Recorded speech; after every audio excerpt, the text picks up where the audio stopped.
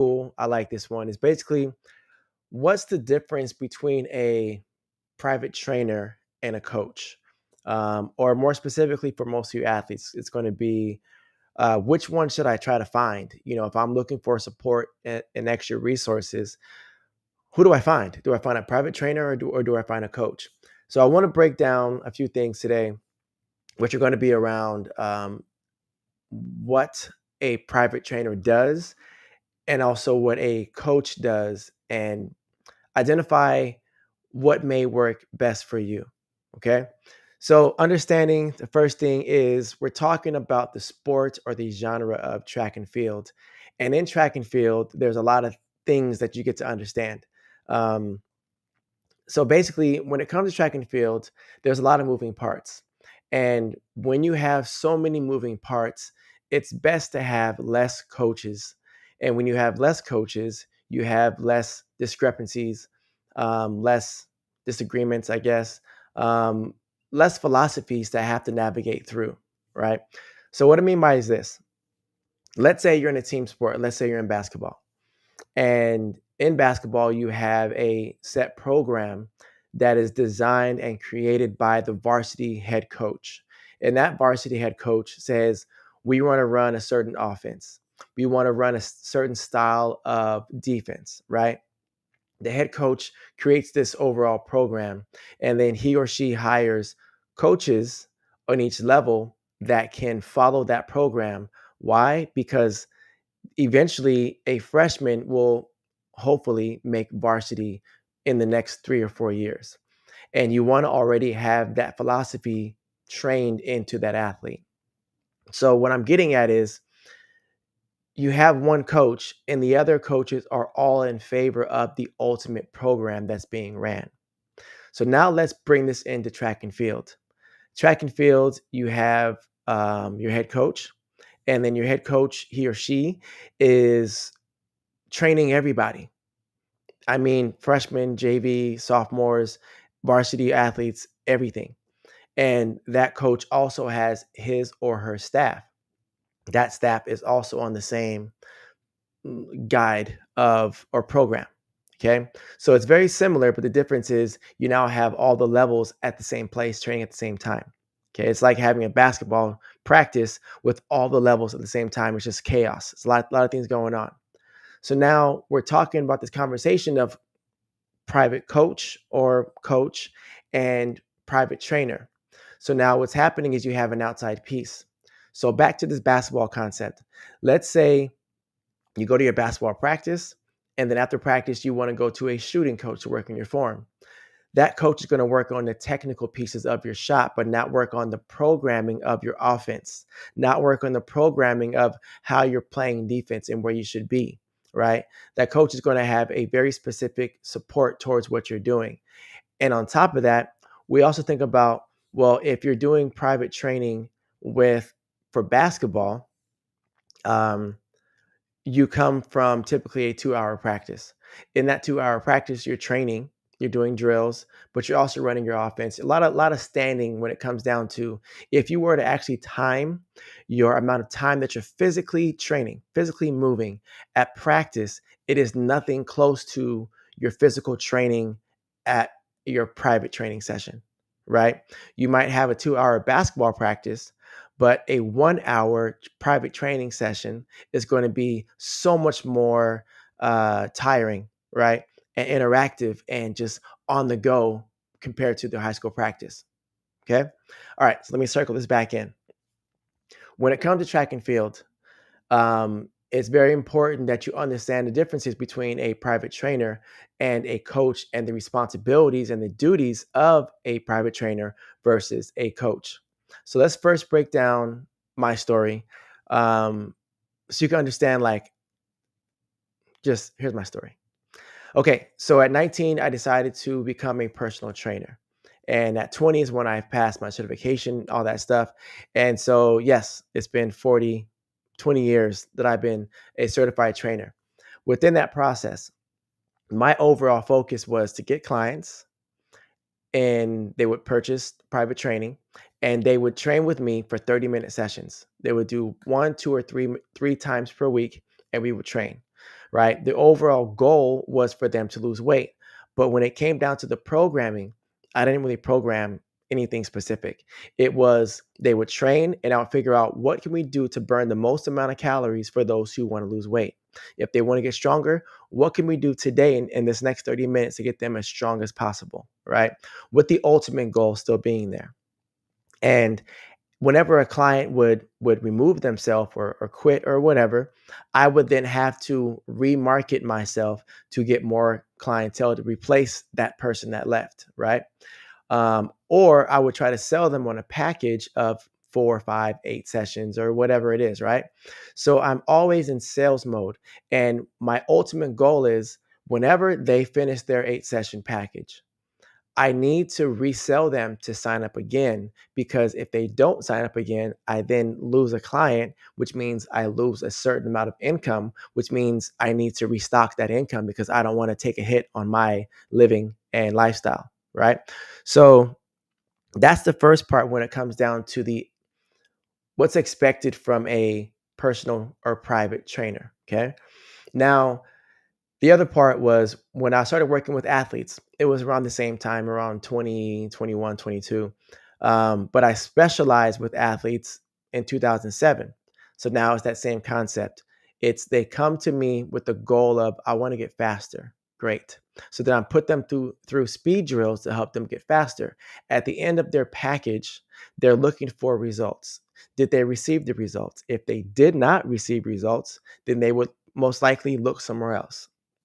If they did receive results, then they would continue for another package, or they would look at their schedule and say, instead of 8 sessions, I can do 5, or whatever that number is, right? And so I was always on this chase to appease them to get the results that they were looking for. And I would have a fear in the back of my head that if they didn't reach those goals, then they may not return as customers. Then I have to start all over again. Okay. And my responsibility was just to get them the thing that they were asking for. If they came to me for jump training, if they came to me for speed training, they were looking for an exact number on their results that are different than what they had before. In most cases, they wanted to see a better number, right? So, with that being said, when I got into coaching with my club team, Leap Squad Track Club, I said, this is not about um, sessions. It's an actual commitment. In order for me to get you where you want to get to, it takes a certain amount of time. And so my program, it has either 6 months or 1 year program. And in most cases, athletes, whenever they start with my program, they stay until they go to college, right? So if they're a sixth grader, they're with me for 6 years. And because I have that mentality, and they buy into that concept and they can see the results as they progress. They're not looking for immediate results. They're looking for this journey and experience, right?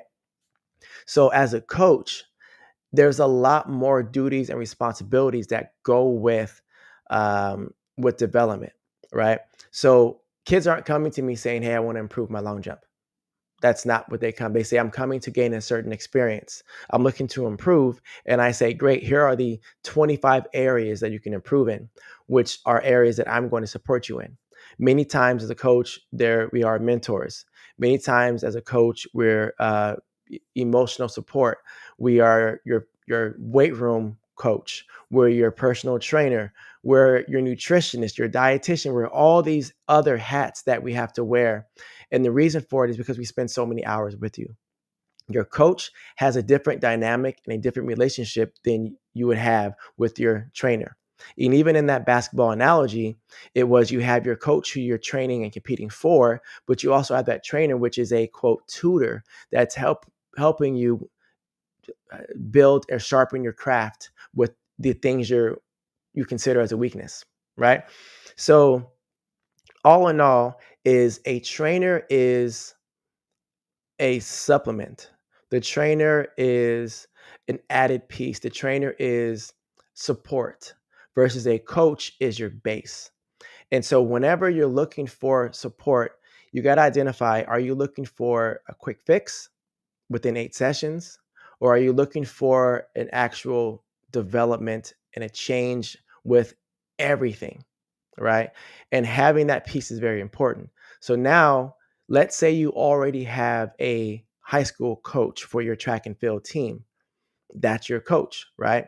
Now, when you're looking for support on the outside, you want to look for a coach that can support you and help supplement what you're doing versus a trainer. And the difference between those two is a coach is going to understand what the other coach is looking to accomplish, right? That coach is also going to understand what not to do and what to do. Now, there are coaches that say they're coaches and they're really trainers. You have to vet them and understand that. And I'll make another video about how to vet them. But here's an example. There was an athlete that had a break during the high school season because maybe this athlete didn't qualify or whatever. Just they had a break in their season. Then they were also training with an outside club team, and that trainer said, "Hey, go to this track meet and you can run for us because you have a break. Might as well run." And so that athlete did run. And the problem was that was a direct rule break for our guidelines in California, our conference or whatever it's called, CIF. And CIF says you cannot compete for any other outside club team while you're in high school season. Now you can compete as unattached, but not with a club team. And that athlete competed for that club team. So then that athlete was then um, suspended for another track meet. So now that athlete missed the break and also missed the next track meet. And a coach would have recognized that and either said, "Well, why are you on a break?" And if you're on a break, maybe your coach wanted you on a break so that you can be rested for the rest of the season, right? There are a lot of things that coaches understand about the overall process. And it's very important that when you're dealing with the trainer versus the coach, that you assess them and you make sure that they understand what's happening. Now, that's a small example, right? But on the bigger scale is if you're coming to a coach and you tell the coach, "I want to work on my speed." And that coach then assesses, yes, your speed needs to be worked on, but your coordination and motor skills are not there. We should actually be focusing on your motor skills and coordination first, and then that's going to naturally increase your foot speed. But then once we get that down, we can then train your foot speed to work on your overall speed in the end. That's not going to be done in 8 sessions. That's going to take 3 to 6 months. That coach can say that, right?